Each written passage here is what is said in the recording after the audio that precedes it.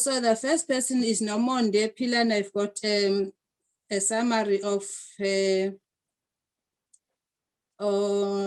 what she's doing and who is Nomonde. Nomonde is a founder and professional coordinator for the Eastern Cape Women's Association, a former coordinator for the Rural Women's Assembly in Southern Africa, worked in community development sector for more than 20 years with special focus on women empowerment. Organizations worked for include Oxfam Italia National Youth Development Agency, Left Trust for Community Outreach and Education, October last year, to establish the Eastern Cape Women's Association. And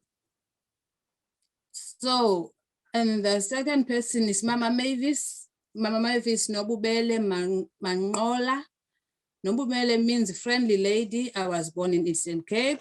My uncle grew up he was a farmer. He was a big land in Eastern Cape, but he passed away and no one is worried about farming. Due to his death, due to death of my mother, I didn't complete my studies, but when I came to Cape Town, I completed my matric in 1992. In 2003, I completed my diploma in education, training and development, adult learning. I was teaching ABET learners for 8 years. Now I'm busy developing women in my community and visiting school gardens. That is Mama Mavis. So can I give a chance to two people to introduce themselves and give us a brief summary of what they are doing and at this present moment and the involvement of community.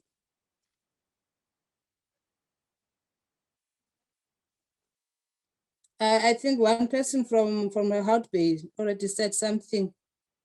The mission was to reduce malnutrition. Correct me if I'm wrong, say.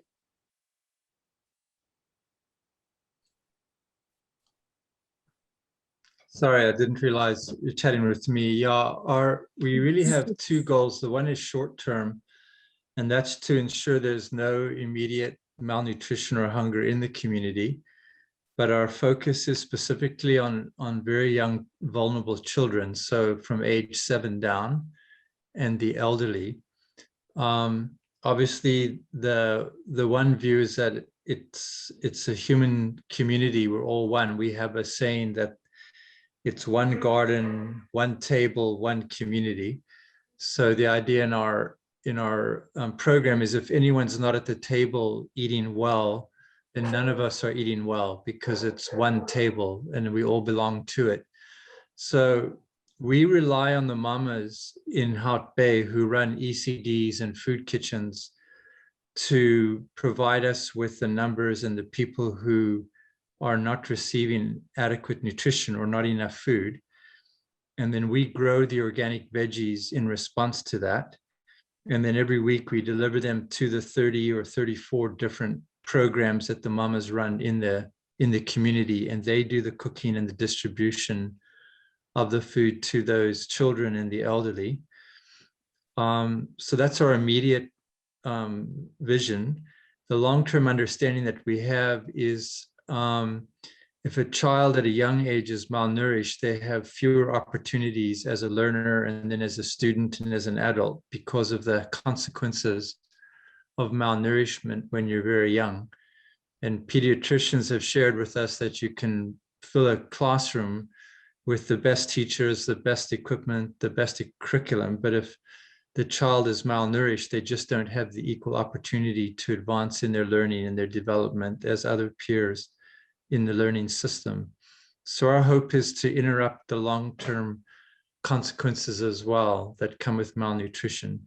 So the food that we grow and that we donate, we call it beneficial food.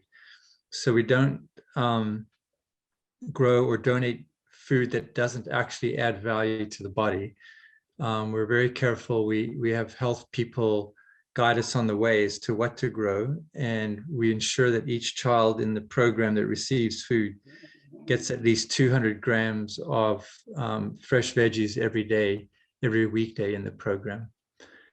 We started 7 years ago, and during the peak of COVID a year ago, we really became more involved in mass food distribution because there was just so much hunger in the community, because there was such a high level of unemployment during the level 4 lockdown.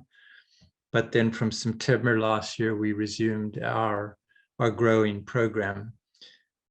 This year, I think we just figured out we were able to donate approximately 40 tons of our organic veggies into the community this year.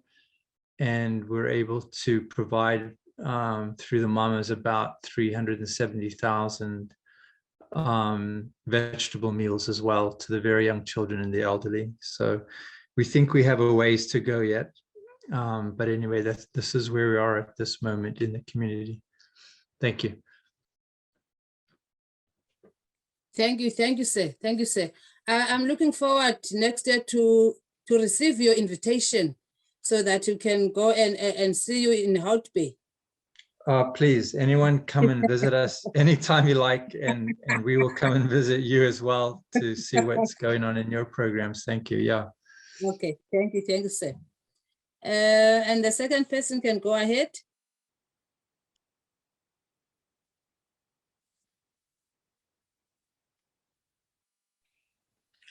Hello, hi everyone. My name is Pumeza Makwili from Biha. Biha is in Pedi in the Eastern Cape. So we also started during lockdown 2020 because we live in a village in a very remote, Tinashe, you've been there, you've seen it all. So we started asking people, we started with the soup kitchen, we started asking who have to, if they can donate food so we can cook for those who don't. So people responded very well. We even wrote to Gift of the Givers. They also brought us stuff.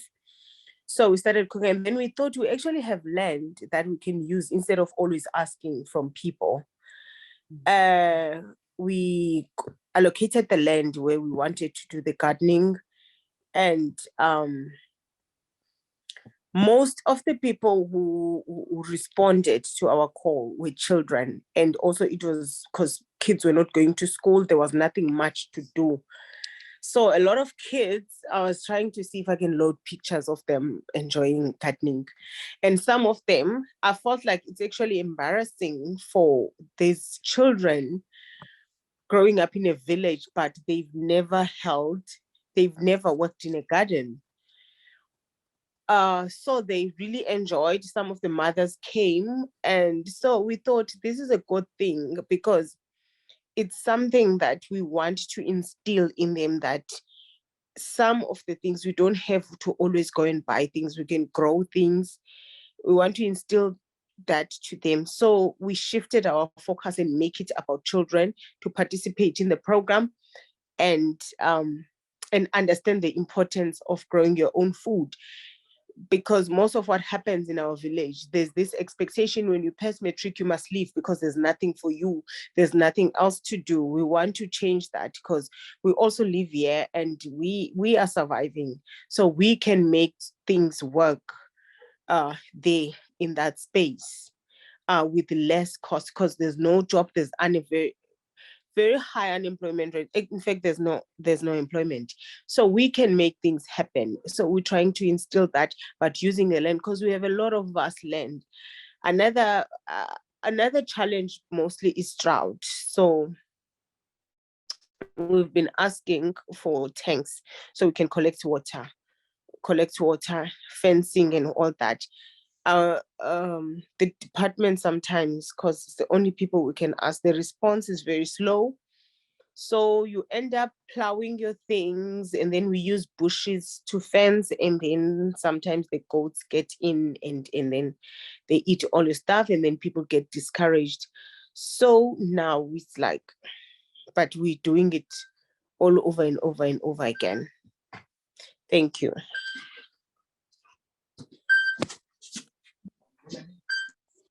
Thank you, sis. Thank you, sis. Is there anyone who have a question or comment or clarity from the speakers who are doing an incredible job.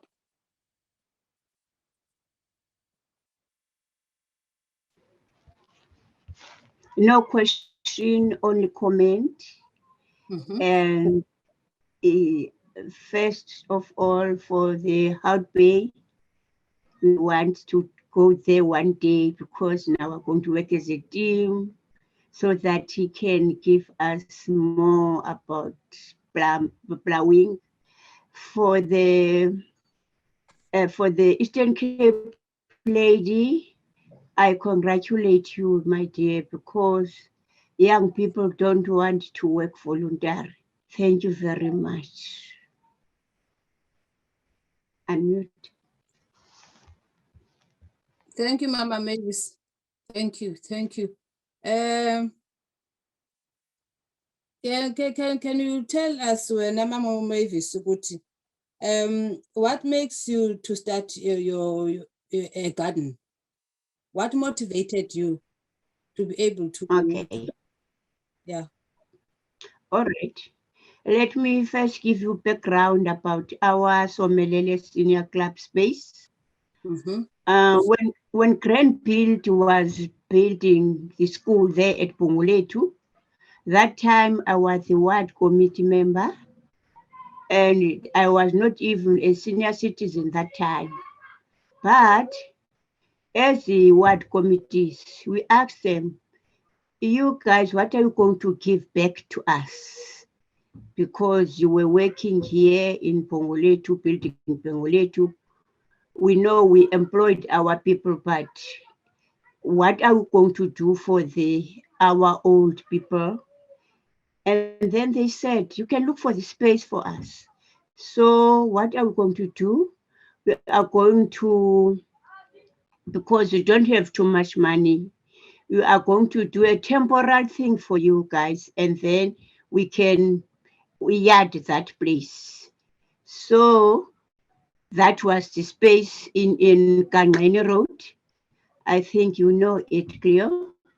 In Kangani Road, where the senior citizen they are.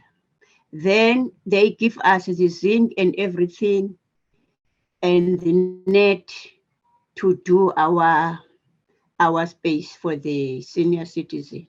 So we see this piece of land, we said, no, man.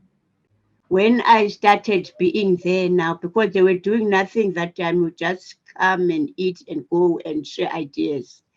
And then I decided in 2015, when I joined them then, I said to them, guys, what we can do, we can bring the money together so that we can hire people who's going to do the gardening for us.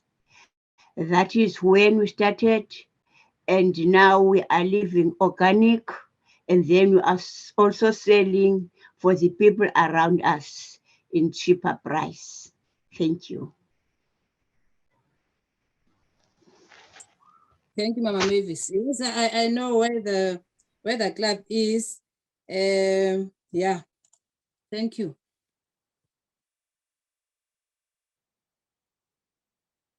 Tina, are you still here? Annelyn? Mel? Yes.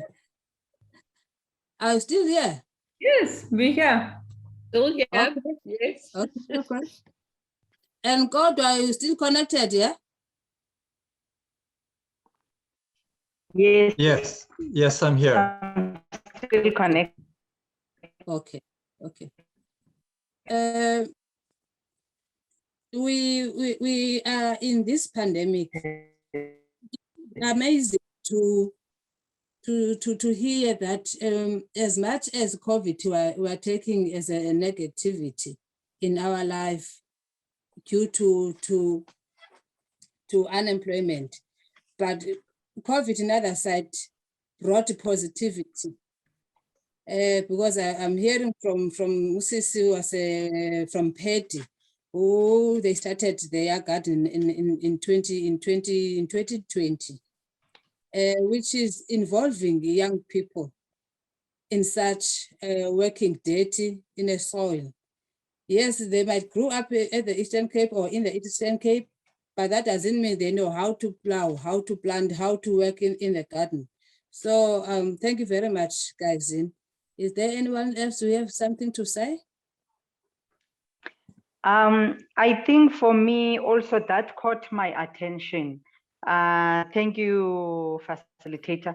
That got my attention to learn that young people who are in rural areas are not exposed to learning how to work the soil, because the assumption would be those who are in the rural areas, you know, they get the skills, they know how to live off the land, versus those who are in urban areas. Even if they are not using amasimi, we are born, maybe they are using the gardens at home, yes. But also that, for me, it speaks then to a gap that exists, that maybe we were not aware of. To say, yes, people are in the rural areas, they have the big gardens, they also have the amasimi, but are the skills there, you know? And also, if the skills are not there, what programs are there to capacitate people, you know, to make sure that people have the skills and learn? Because for us, for example, for me, I learned these things from my father, you know, just from observation, and also participating in harvesting, you know, the whole process, ukugeresha, uhlakula, all that whole process. So we are also aware that there's challenges in the rural areas where the some of the land is just not being used. But I think for me, it speaks to the need to skill the people in the rural areas. Maybe as the lady from Epiecha said, that young people, when they complete their schooling, they go to the cities to look for land.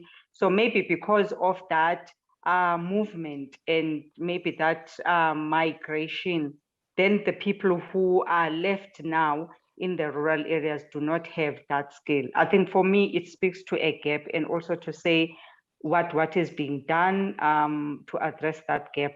Is there any work that is being done? I know, for example, that there are programs where people are given is told, like seedlings, but also you can give someone is told. Do people really have knowledge? Thank you so much, facilitator. Okay, thank you, Kotu. Thank you very much. I think I forgot her name. I didn't hear her voice though.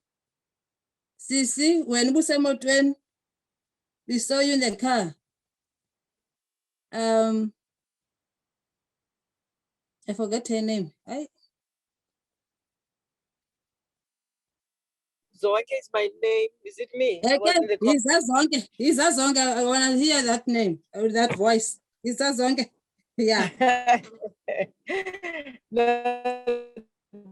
Thank you so much. I will start by saying what motivates me to do what I do is that I've got a passion for development and upliftment of the family. Because as Usi from Bira is saying, I mean farming, as Usi from Bira is saying that even in rural areas, we don't see this much activity on planting or on plowing. During our days, we had seasons. In June, we knew that we were harvesting umbona, and pumpkins, you know, and potatoes and all that. During March, we know what is happening. It's pumpkins, so that's no longer there. And then we are planting for subsistence at first, but at the same time, we are able to sell what we have planted to the market, like fruit and veg, and the spas in our area. So I am also involved in girl ministry and women ministry. It's also aligned to the fact that we need to be working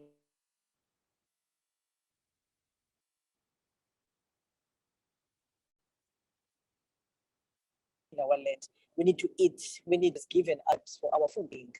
So that's my and I'm also a part of and I'm also a convener of a group of women, of young men and girls, and partners for that matter, who are taking alcohol excessively. So we are just doing these things as women, and we are saying it is us who are feeling the pinch. And if we're not doing anything about it, no one is going to do for us. So I'm happy to be listening to all the wonderful people with all the wisdom. I'm also ready to learn and hear, what other people are doing and how we can apply in our sphere of influence. I thank you, Madam Facilitator. I didn't expect this. Thank you. I knew it. I knew it. Okay, thank you very much, Mamu Zonge. Thank you very much. And I would like other people to ask questions, and those who didn't say anything to please welcome.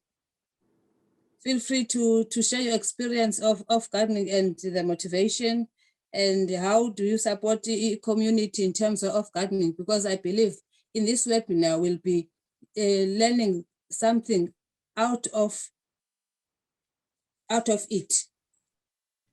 By doing that, may I ask 3 questions that come to mind? Yes, sir.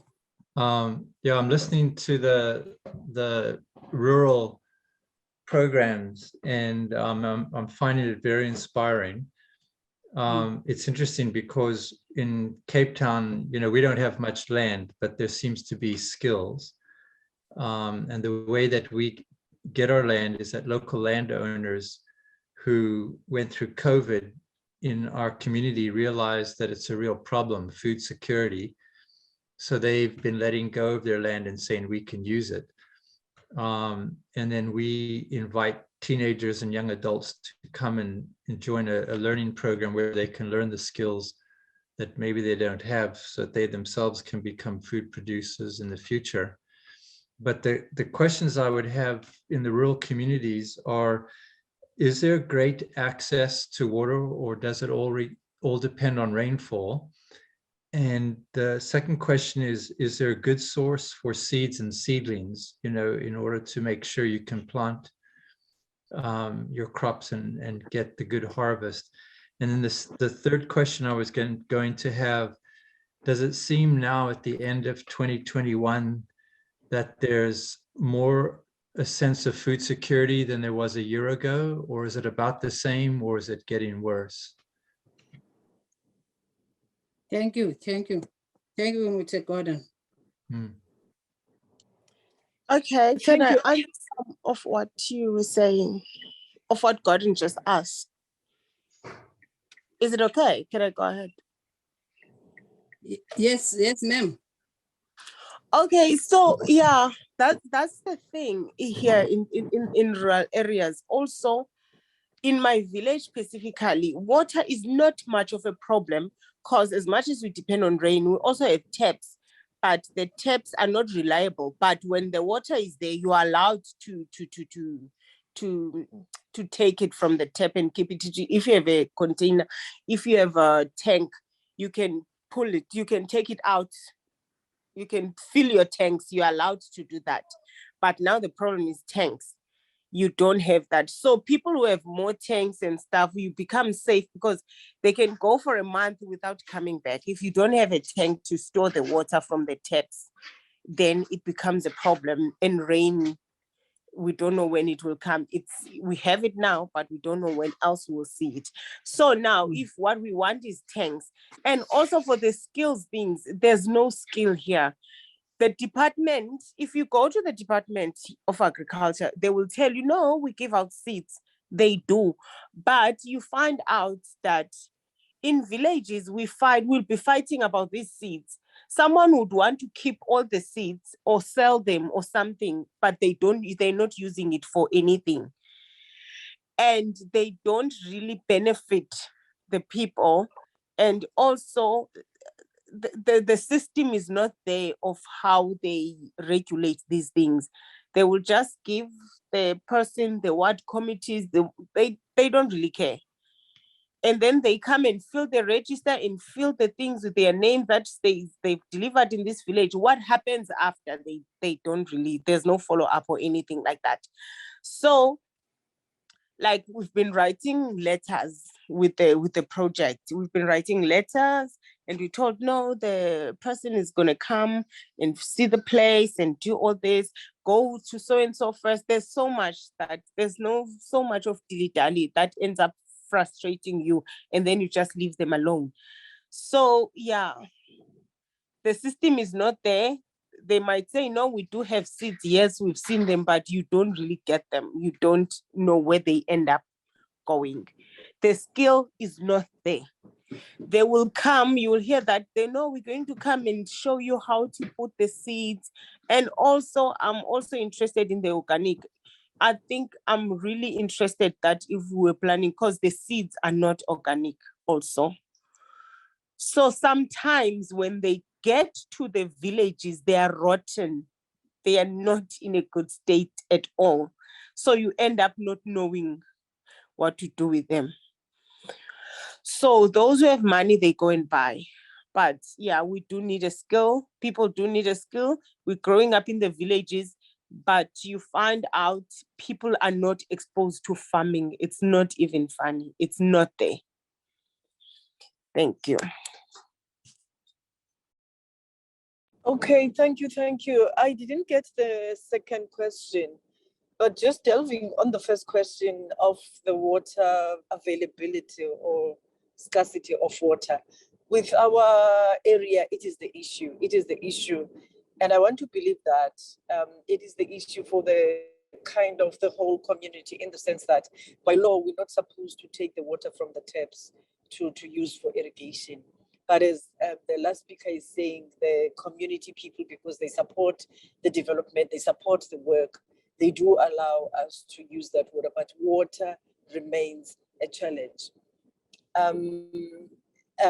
They do, and the other challenge that I see that if you want to be to expand in what we do, it's the systematic way of how the support, the enablers support or not support us.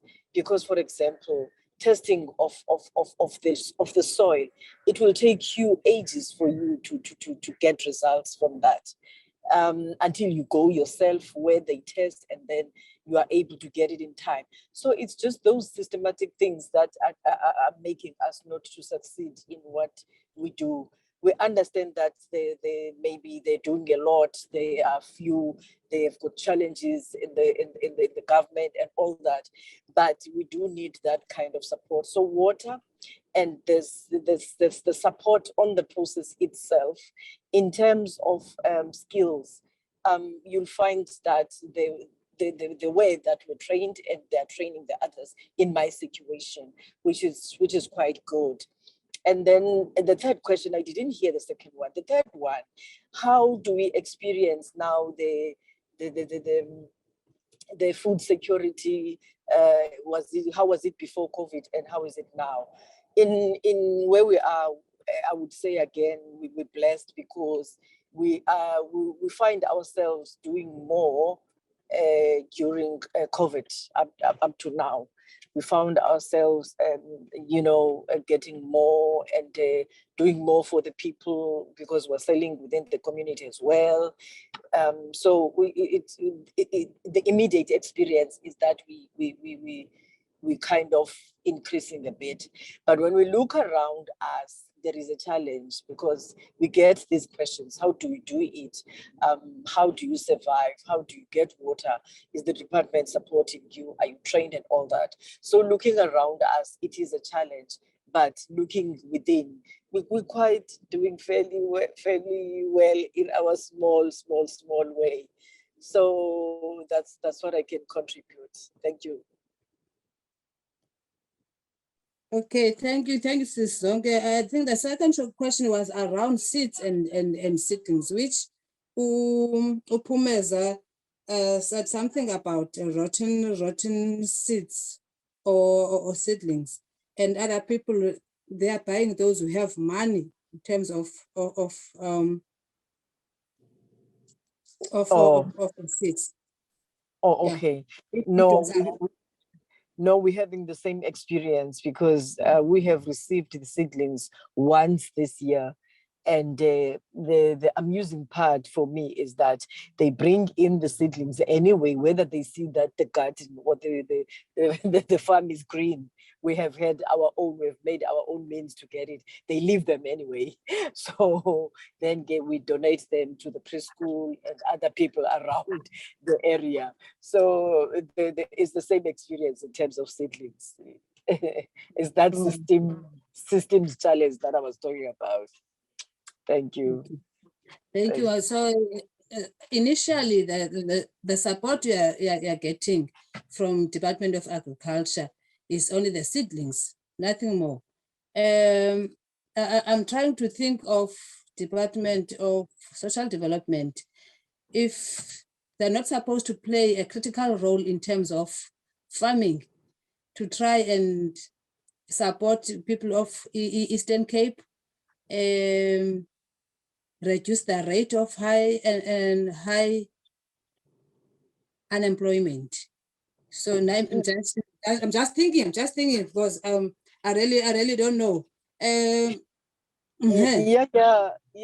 they do, because they do accept, I mean, they do support your NPOs, and also they do support co-ops who are involved in it. So I know that they've got a yearly advert that they invite people to come, I mean, to respond to that, and then they support them in that. I do know that there's that opportunity, but I'm not sure how effective it is. Okay, thank you, Sis Song.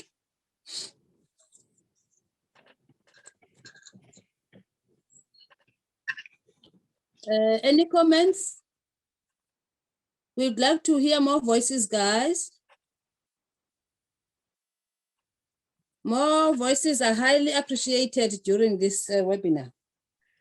Okay, Cleo. Yeah, Bo. Mel. It's Mel, not Papa Louis. Hey, my Mel. I just wanted to add, long ago, in the long time ago, when I worked in the Kalanga district in the Eastern Cape, we could get help from an organization called the Transkei Appropriate Technology Unit, which still exists, but as part of the Department of Agrarian Land and Agrarian Reform and everything. And they used to assist with spring protection, but it doesn't seem that spring protection is popular these days. They want to give tanks if they give anything, but you have to make sure that you get onto their budget for the next year if you from a village. And the problem with tanks is that people have to transfer from the usual grass roofs to the zinc, because I don't think that the extensions for catching water from grass roofs have been, are very easily available. So it's quite limited who can use tanks. In the Madwaleni area where I was working more recently, we managed to get tanks from the Department of Land and Agrarian Reform. We managed to get on their budget for the year after, and then they did bring the tanks and help to install them and everything. So people were sharing the water. And then the other program that was running there was the person that was running the preschool program. She was very interested and very good at planting. So she had the most wonderful garden. It was fenced because there was some funding that we got for fencing. So it was a really good garden, and all the kids that were at the preschool were also learning how to, help in the garden and grow. And those kind of things need to be organized from a systemic point of view, as well as communal gardens where people can actually produce and sell to the shops around them, etc., so that there's some kind of employment and ownership, because people, especially young men, leave the rural areas with their strength and everything and go to the mines where they are paid peanuts and get sick, whereas agriculture could be so easily developed in the rural areas and not lose the middle layer of the middle generation to go to the cities. Yeah, that's all I wanted to say. I don't know what people think about that. Thanks, Mel. Hi, Cleo. Sorry, Tinashe, to jump in. Sorry, I haven't heard the voice of Sis Nomonde. Sis Nomonde is also doing amazing work at the Eastern Cape Women's Association in King Williamstown. So I think we might also need to give a platform to speak. Thanks. Sis Nomonde. Sis Nomonde, are we here?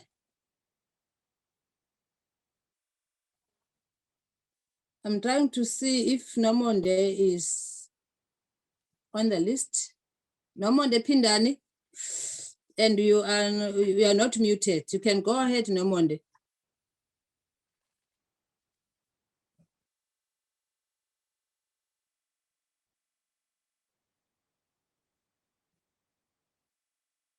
I assume Nomonde have a challenge somehow because her color is gray. She's not muted, but I don't know whether she is hearing us. I don't know. Can you please help Tinashe when the speaker thing is gray? Vathananda?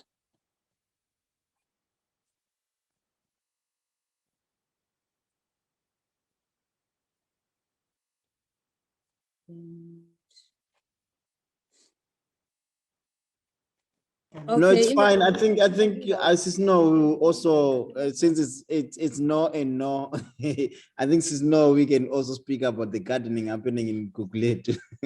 it's no more the Pindanis, it's no we or all the others. We heard their voices. Sis, no, you can go ahead, but you are still muted. Molweni Maqabane. Hi, comrade.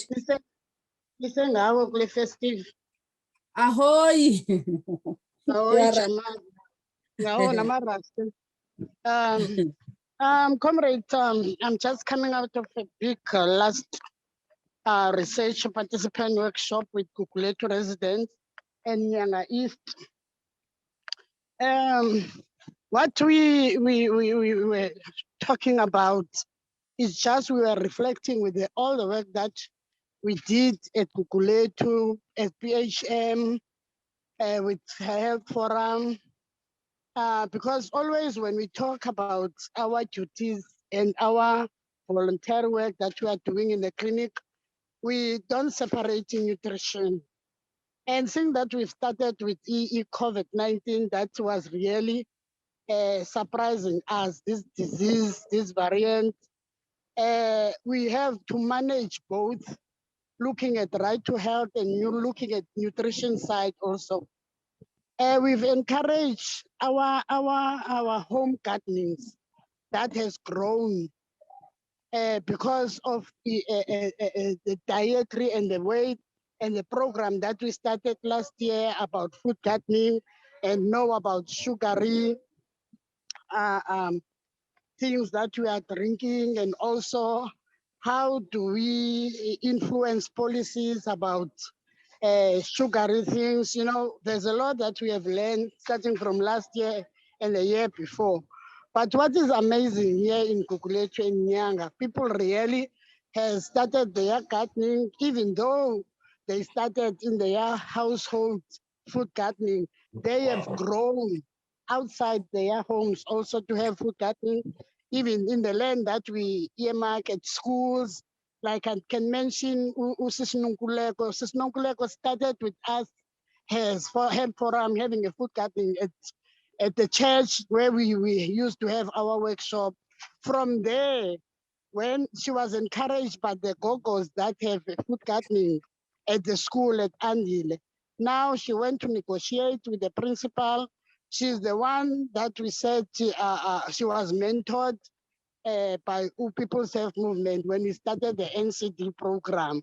So it has grown. Even Usis Tando has mentioned in the workshop that we are coming from, that they have food gardening, the big one at Esiseko School.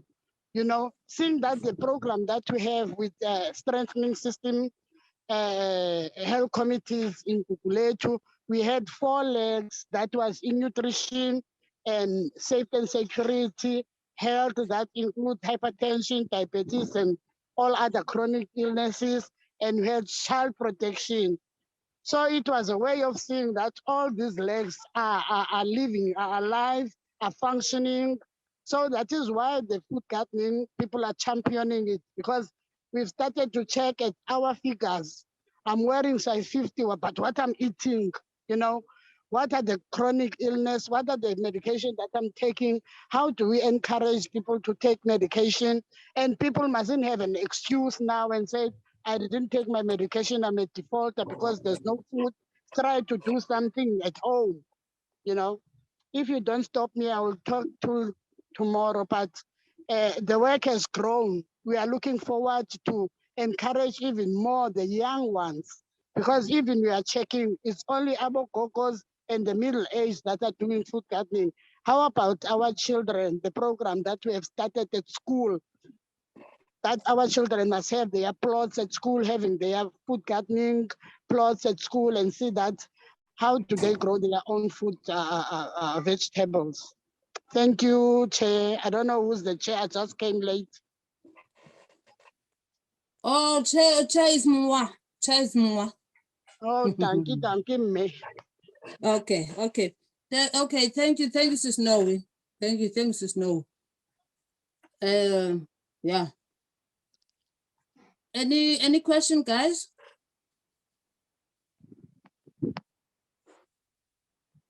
Questions? All right. Hello, thank you, Noe. Thank you, Ms. Ndai. I just want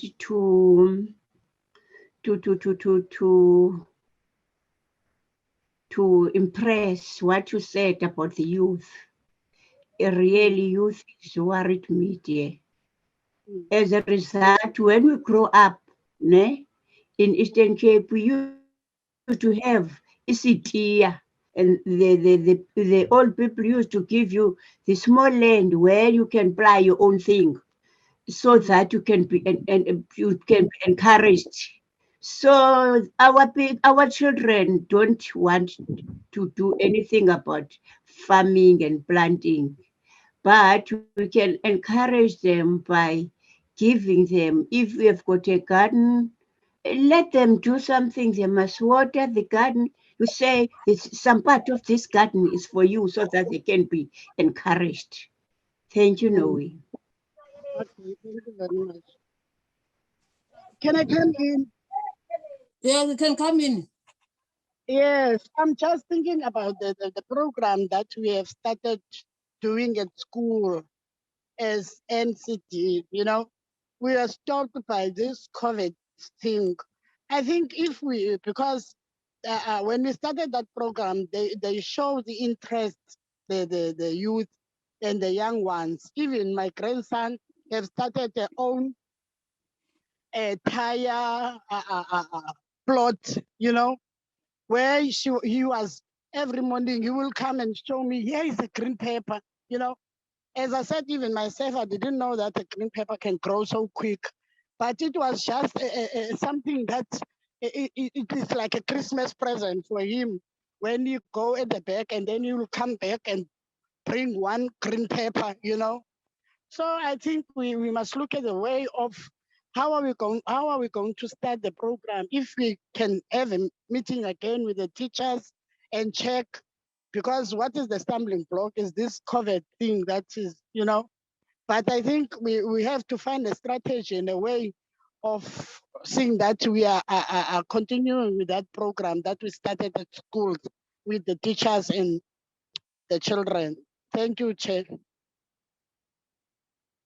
Thank you, Sis Noe. I think collaboration during this time is very important. If we collaborate with each other, it will be much more easy because we have different skills in terms of gardening and gardening experience. So my experience I have, I can just pass through to others. So by doing that, we are creating a circle of learning. Yes. Tinashe, do you wanna give some info around our gardens that we just completed?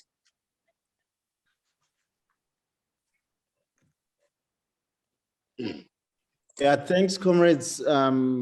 Again, thanks for making time to be in this important discussion. As People's Health Movement, we worried with the fact that what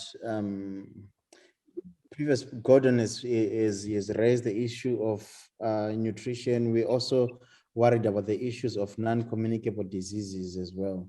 So seeing that what our communities are mainly eating ultra-processed meals each and every day, we thought that maybe supporting gardens within our community will be a way of addressing what we call non-communicable diseases that are killing lots of people, but the government is silent about it and little is being done to address that. So we've been supporting a number of gardens within Cape Town, 9 of them in total.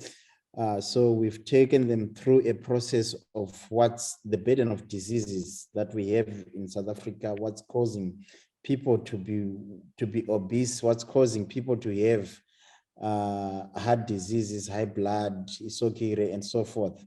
So we've also come up with alternatives of what they can do. They can do chicken farming, they can do gardens, and so forth. So we have started some gardening within schools that we are supporting. Unfortunately, they didn't do well because of COVID. And we've been also going into school to monitor what food is being cooked there.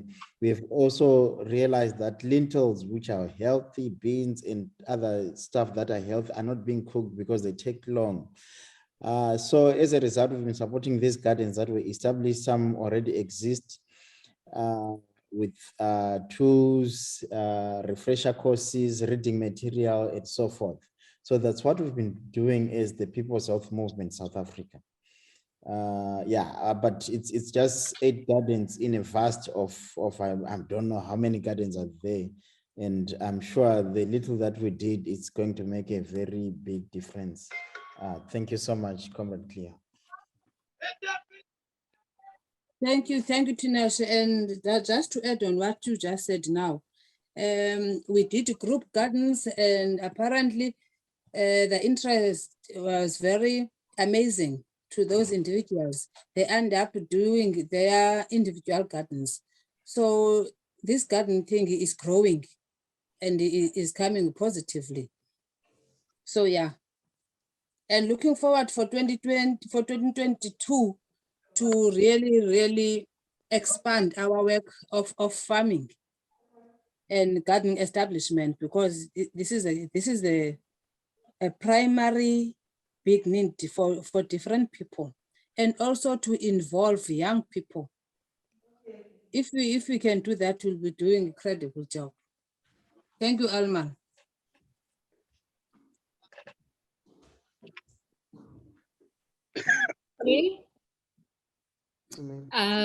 Chair, there's Yeah, quite a Mama. few comments in the chat, especially from Namonde Pindani.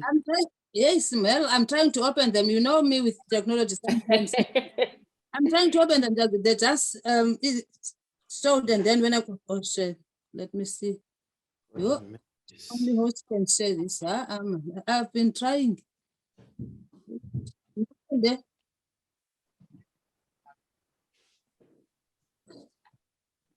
Tinashe. Hi, come on. Yes, I'm here.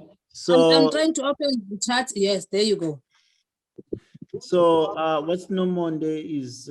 Nomonde is saying, they also encourage indigenous seed and saving and sharing. So this now answers Pumeza's question about that the seeds are not organic. So indigenous seeds, these are mainly raised from or through organic. But I'm sure Gordon can talk more about these seeds. I'm sure he knows more about this. Another challenge is that we are raising awareness and teaching people to grow their food organically, whilst government, who has resources, emphasize on use of chemicals. So we know very well that government itself, it's allowing companies to put HMOs and chemicals in our food, but comrades are trying to push for organic. That's the reason why we emphasize home gardens, because we do not know when level 5 might kick in again.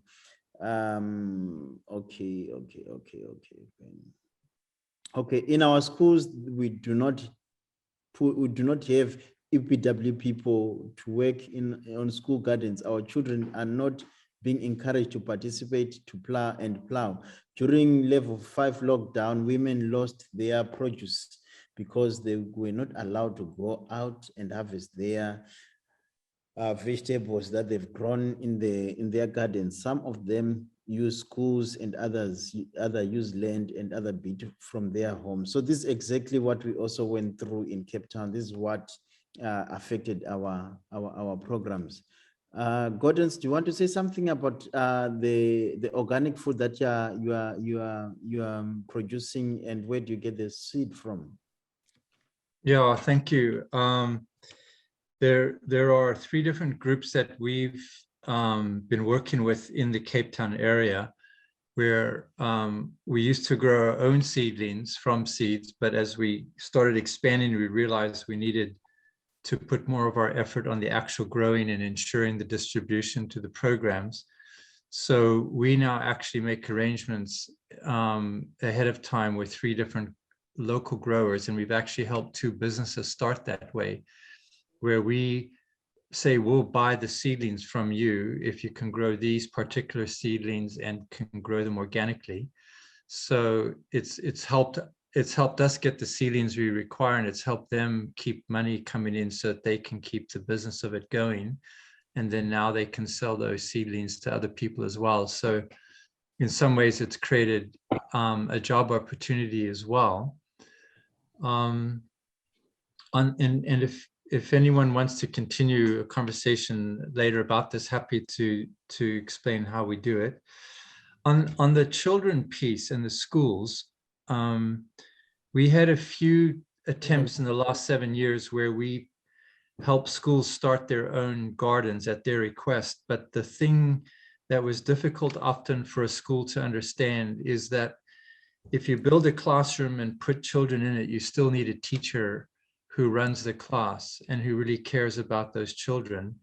And a vegetable garden is the same way. You can plant seeds, but you can't walk away from it. You know, you have to really be present and love those seedlings and bring them to full health. And so we found out with schools, it was easier for them if they made arrangements where they would send learners and students to us. And so every week when you come to our gardens, you'll see students there learning how to grow, learning, like the little children, learning to identify vegetables. We have little coloring books and things.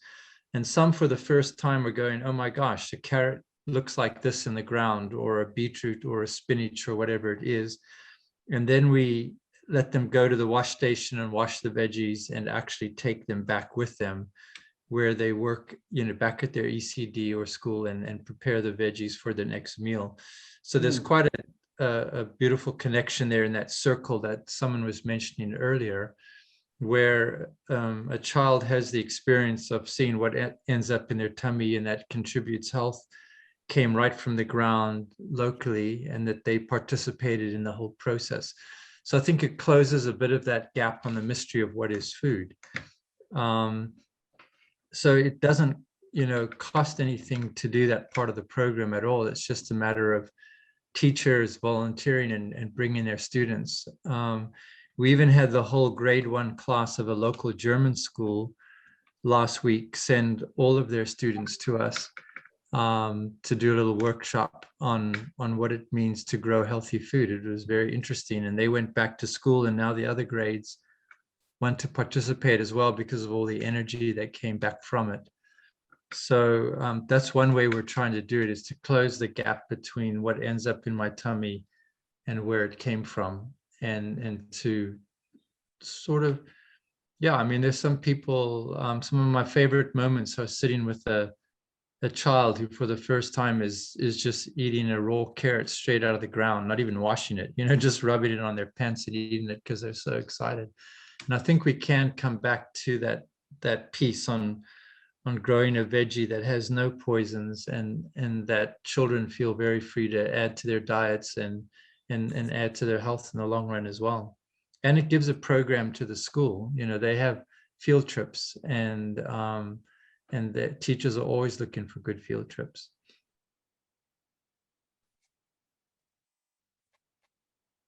Okay.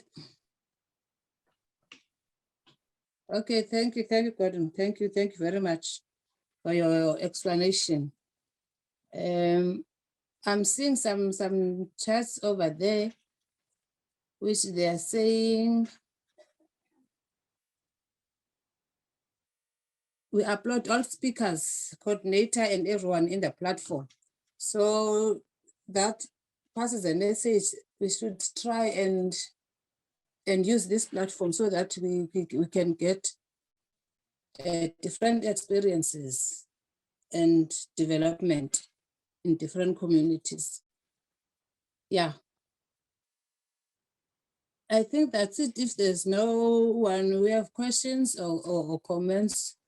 Hopefully, Tinacho for the next meeting will contact us so that we can be able to continue with our journey. This is the planning for 2022, I assume, so that we can be able to join forces and convey the message to different communities.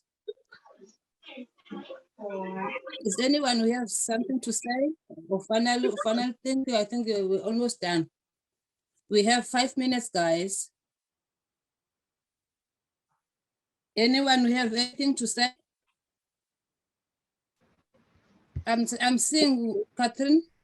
Ma'am Kathy. Hello. I'm sorry. Hello. I'm seeing we can. Yeah, we cannot end the meeting without hearing your voice. Yeah, I cutting you join I was having a problem with electricity, but now it's fine. Hello. Oh, okay. Okay. Yeah. Yes, because I think your signal is not good at all, but we are breaking up. Yeah, it is breaking up. I don't know. I've been struggling to log in. Okay, it's because of this technology thing. But we are welcoming you in. Thank you. Hi, everyone. Hi, Mama Kathy. Hi. Hi. Thank you, dear. Okay. Is there anything else we could? Questions? Hi, Comrade Cleo. I think our thanks to our lovely speakers, but then I think it would be good for them to just make some closing remarks about the work that they're doing and where they're seeing the future in this pandemic. We are going to live with the pandemic for a few years to come.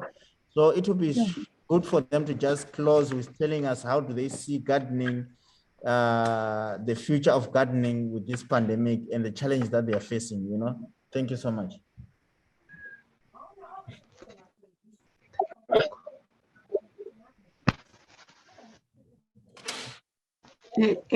Hello again. Our future plan is that in 5 years to come, we can get the thing we can get first is the land and borehole water. Then our future plans is to deliver as God, so that our organic veggies can reach everybody, especially these retail stores in our area. And as you say, the pandemic, we can work even during the pandemic, even if it's locked down, because if we're looking ourselves inside, as we are told to do that, our veggies, our plants are going to die. So we can give ourselves the time so that we can have that social distance. Maybe 2 people or 3 people can go to water to see the garden. Maybe once or 3 times a week, or 1 hour or 2 hours a day. I think we can work even during pandemic.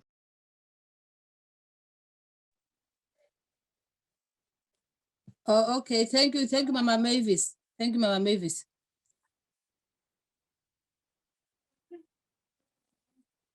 Someone else can go. With your future plan and the message.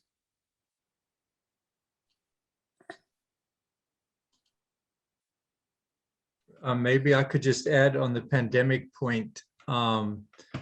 During the severe lockdown last year, we actually got a group of the mamas together, and who are most concerned about nutrition for the young ones, and we got together with our local councillor and the police, and we made the case that growing food and delivering it was an essential service for the future of our community, and that it couldn't be shut down any more than a grocery store could be shut down. And they agreed to that. So we were able to continue in that. And so now we've maintained a relationship with that part of the community, the law and the political community, to understand that what we're all doing together, because it cuts across our community, all the different members of our community, is that this is essential. And that if that's interrupted, that it'll create even more disease and more sickness and more hunger in the community. So I think in preparing for the future, perhaps that's some of the work that can be done ahead of time. And then when the lockdown occurs, we're exempt from it because of the essential service, that we provide inside the community. Thank you, thank God, thank you. You can go ahead between Pumeza and Zonke, your final words.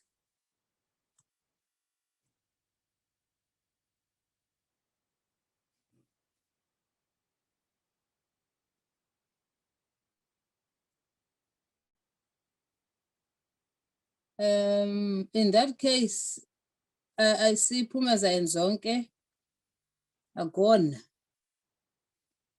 Maybe because of the signal. Okay. Thank you everyone for joining us. I'm wishing you all the best for Christmas and your family.